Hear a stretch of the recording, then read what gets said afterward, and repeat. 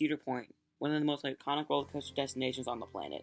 It sits on a peninsula in Sandusky, Ohio, and it's surrounded by Lake Erie, and it features a lot of attractions, such as Steel Vengeance, Maverick, Magnum XL 200, Gatekeeper, and the ride that I'm reviewing today, Millennium Force.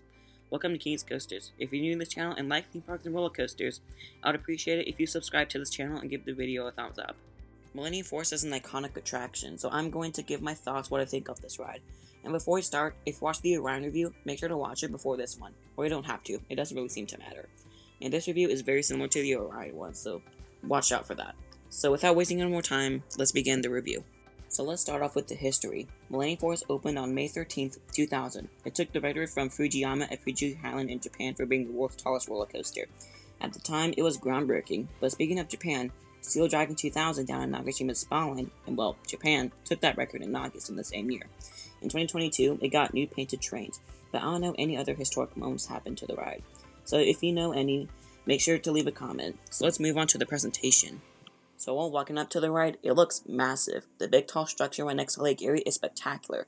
You can see the tall cable lift from pretty much anywhere in the park, even while on the other attractions at Cedar Point, like Valraven for example. And while a train passes by, it gets your adrenaline pumping. I see what I did there. It makes you want to get in line immediately. And beware your eardrums might be a little hurt when a train passes by. It will also take a while to get on the ride because I heard it gets really long lines. But I don't know what else to say, so let's talk about the ride experience. So after you get dispatched, you ascend the 310-foot tall lift. It's steep. And while you're at the top, you can see everything at Cedar Point, and you might even see Canada when you're at the top on a clear day. Then you drop. The airtime is pretty scary. Then you traverse an overbank turn. It's the best overbank turn on the ride, and this ride is notorious for having a lot of overbank turns. Then you traverse into a tunnel into a big airtime hill, which delivers weak to mid airtime. Then you traverse two overbank turns, one to the right and one to the left.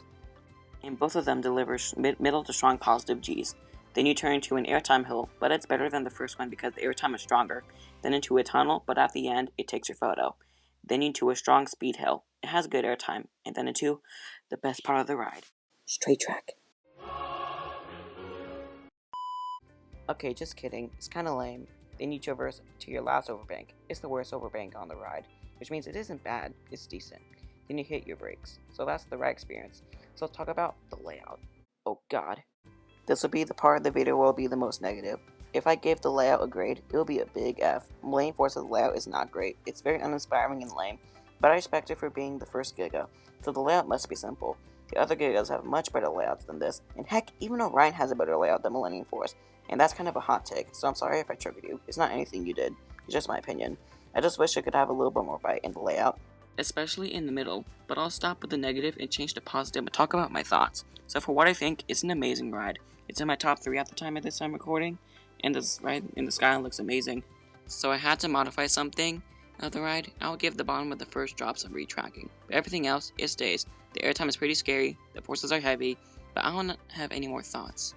So let's move on to the moment you've been waiting for. So for the final score, I'm giving Millennium Force a 9.5. Why I had to deduct half a point is the layout, and the first value can be pretty shaky, but everything else is fun.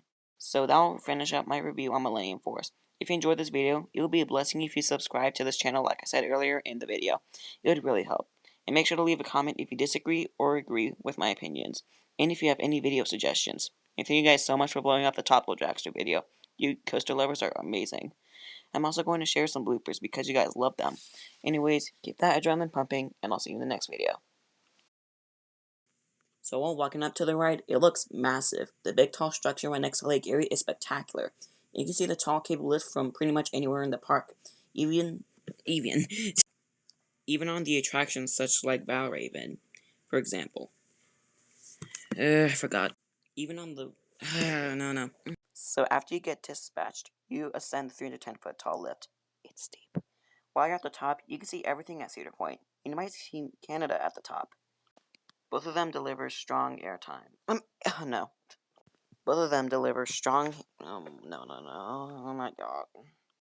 Okay, just kidding. It's kind of lame. Then you. Especially in the middle. Oh, wait. Especially in the middle. So let's swap from negative to positive and talk about my thoughts. So I had to deduct a point. Oh, wait, not a point. Why I had to deduct a point. Oh, wait, not again.